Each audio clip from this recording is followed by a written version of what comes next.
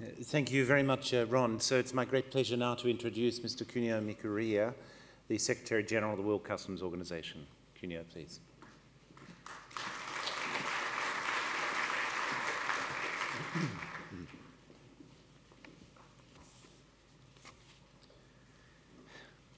Bonjour à toutes et tous. Le 17 janvier dernier, un policier sud-africain a été assassiné parce qu'il luttait contre la contrefaçon et le piratage. Son nom est Johan Nautier. Il était père de famille et un collègue intègre. Mais ce n'est pas le seul. Il s'agit malheureusement d'une preuve supplémentaire que la contrefaçon et le piratage ne sont pas des activités anodines. Directement ou non, elles font des victimes, elles tuent. Nous avons le pouvoir d'enrayer ce fléau et de sauver des vies, parce qu'il s'agit bien de sauver des vies. Médicaments, pièces détachées de voitures, produits cosmétiques, produits alimentaires. Ces produits que nous utilisons tous les jours sont désormais potentiellement très dangereux. Cette menace ne fera qu'augmenter si nous n'agissons pas rapidement. Et je suis convaincu que rien ne peut se faire isolément. La solution consiste en une action concertée et globale, s'appuyant sur les compétences de chacun. À cet égard, l'OMD est un acteur de premier plan. Sa position aux frontières terrestres, maritimes et aériennes fait de la douane un acteur incontournable de la lutte contre la contrefaçon et le piratage. La situation est connue de tous. La preuve en est la part toujours plus importante des saisies de contrefaçon effectuées par les douanes sur tous les continents. Cette situation oblige l'OMD à tout faire pour développer une étroite coopération entre toutes les parties prenantes pour que, sur le terrain, notre action soit la plus efficace possible. Les administrations douanières, les organisations internationales, sans oublier le secteur privé.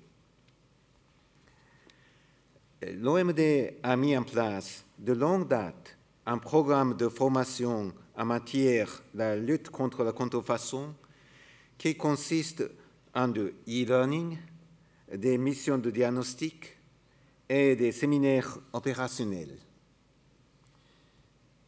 Les missions de diagnostic tiennent compte de la réalité socio-économique de chaque pays et elles passent en revue l'arsenal législatif, l'analyse de risques, l'échange d'informations, ainsi que la coopération avec le secteur privé et les autorités de contrôle. Les opérations et séminaires opérationnels nationaux ou régionaux présentent et mettent en œuvre, en étroite collaboration avec le secteur privé, les nouvelles techniques d'analyse de risque dans les enceintes portuaires et aéroportuaires.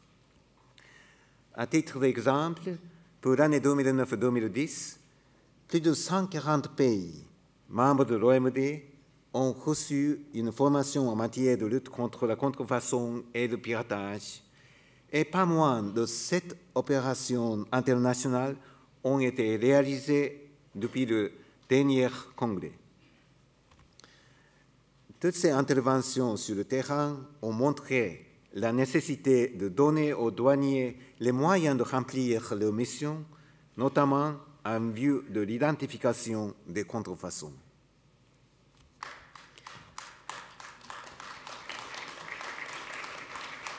Merci. En effet, par comparaison avec la drogue ou les armes, la contrefaçon en général et la contrefaçon de médicaments et autres produits dangereux en particulier pose aux douaniers des problèmes aussi simples que leur identification. Afin de surmonter ces difficultés, l'OMD, en tant que force de proposition, a décidé de tirer parti de toutes les possibilités offertes par les nouvelles technologies pour offrir des solutions concrètes. En appui ou en complément de ces missions sur le terrain, un outil de formation continue à l'identification des contrefaçons a donc été développé et mis en place en partenariat avec les fabricants concernés. Nous l'avons appelé IPM, pour l'interface entre le secteur privé et les membres. Je veux d'ailleurs remercier les douanes ainsi que les titulaires de droit ici présents qui ont largement contribué au lancement de cet outil. Cet outil d'information et de formation continue est constitué d'une base de données accessible en ligne qui permet aux titulaires de droit de tout secteur, en temps réel, de mettre à la disposition des douaniers de terrain des informations sur le produit ainsi que des indications permettant de distinguer un vrai d'un faux et de contacter les titulaires concernés. IPM a été développé pour être accessible aux douaniers des trains partout dans le monde via des interfaces simples d'utilisation dans leur langue, de façon continue et dans un environnement sécurisé. Ce sont aujourd'hui près de 70 administrations douanières de tout continent qui ont exprimé leur volonté d'utiliser ce nouvel outil. Il est bien entendu que IPM sera proposé à toutes les agences nationales et internationales impliquées dans la lutte contre la contrefaçon et le piratage, car la coopération est la clé de notre succès. Avant de conclure, je tiens à remercier le président Sarkozy et le comité d'organisation pour avoir rendu possible l'organisation de ce 6e congrès mondial qui se doit d'être fructueux. Des échanges commerciaux qui augmentent et des effectifs en stagnation. Ce constat nous oblige, pour optimiser nos résultats, à développer une plus étroite coopération entre les administrations douanières et entre les organisations intergouvernementales. Nous avons tous un rôle à jouer. Nous devons le jouer ensemble et nous donner les moyens de nos ambitions. Je vous remercie pour votre attention.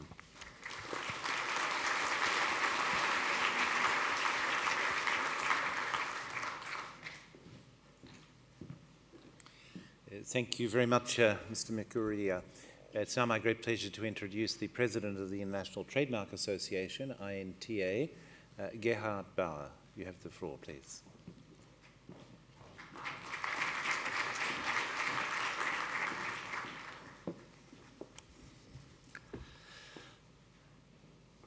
Distinguished colleagues and guests, Mesdames et Messieurs, on behalf of the International Trademark Association, INTA, I am honored to address and welcome you to the 6th Global Congress on Combating Counterfeiting and Piracy here in Paris, a forum that continues to be an important channel for addressing how to more effectively work together to find stronger policy and best practices solutions in the fight against counterfeiting and piracy. We have an impressive program for you over the next 2 days, which could not have been developed without the strong leadership of WIPO, the generosity of the French host, IMPI, and the unfailing partnership of the rest of the steering group of which INTA is a part, Interpol, World Customs Organization, and ICC BASCAP. Thank you, Director General Guri, Secretary General Noble, Secretary General Mikuria, Director General Lapierre, Secretary General Carrier, and Director General Castaneda. for your continuous support of this 6th Global Congress. I also thank Minister Hennier for addressing us today, as it is well known in the world that France is a leader among governments in the fight against counterfeiting and piracy.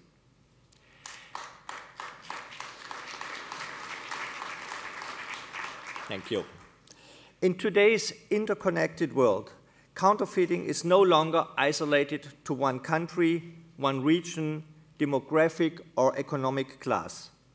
Fakes are accessible at the corner of the street or at the click of the mouse. As a result, counterfeiting has become a phenomenon that is hard to grasp in its pervasiveness and enormity, and even harder to control. If just, for example, you think about the issue of transshipment of goods. Time and time again, we have seen, heard of, or read about the malicious effects of counterfeiting, such as counterfeit consumer goods like toothpaste or shampoo that have inactive at best, toxic at worst ingredients in them. The breakdown of automobile or other vehicles due to counterfeit spare parts, the ruination of legitimate businesses, or the discovery of organized crimes and maybe even terrorist groups using the proceeds of the sale of counterfeit and pirated goods to fund their activities. We may wonder exactly how many counterfeit products are being sold in the world today. But we cannot doubt the harmful impact of counterfeiting on economies, public health, and legitimate businesses. It is exactly for these reasons that anti-counterfeiting is a top priority for INTA. We strongly believe that governments at the national and international level must strengthen anti-counterfeiting laws and enforcement and cooperate more effectively. We have encouraged governments to work more closely with each other through international policy initiatives such as the Anti-Counterfeit Trade Agreement, ACTA, and we applaud interagency coordination of enforcement activities between countries. We also believe that industry and other stakeholders have a critical role to play, both in cooperating with government and working more effectively among themselves. I'm pleased to say that INTA, along with ICC BASCAP, participated in a leader summit yesterday of more than 30 associations to discuss how associations can better collaborate on specific projects. We came away from that meeting with some concrete next steps in the areas of, for example, building public awareness and continuation of the Business Response Group, a group of associations around the world that have provided industry input and support for the Anti-Counterfeit Trade Agreement, ACTA. We look forward to further developing these plans with other committed partners. The theme of this Global Congress is building respect for IP.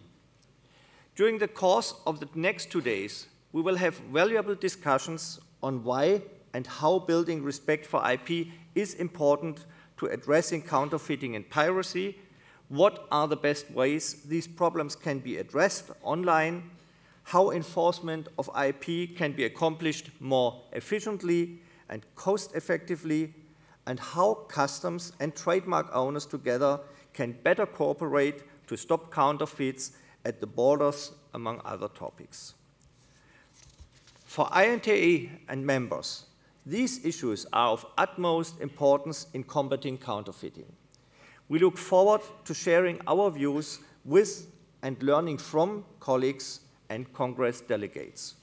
By this, I thank you very much and wish you all a productive Congress experience. Thank you.